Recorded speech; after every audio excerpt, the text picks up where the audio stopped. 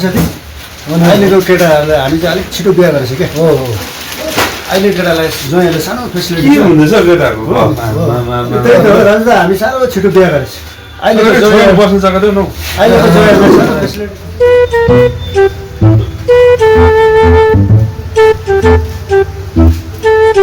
बस्नु जग्गा त दिनु पऱ्यो हाम्रो जग्गामा अब ससुराली जाँदा हो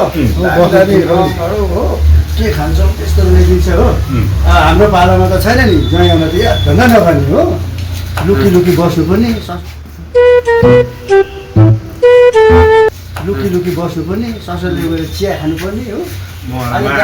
माया त गति देखाउँथ्यो होला अन्त अहिलेको कस्तो गति देखाउँछ कस्तो स्याहार छ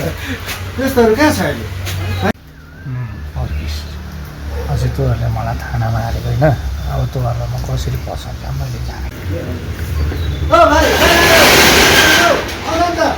आउँदिनँ म खान्न खान्न खान्न खान्न खान्न खान्न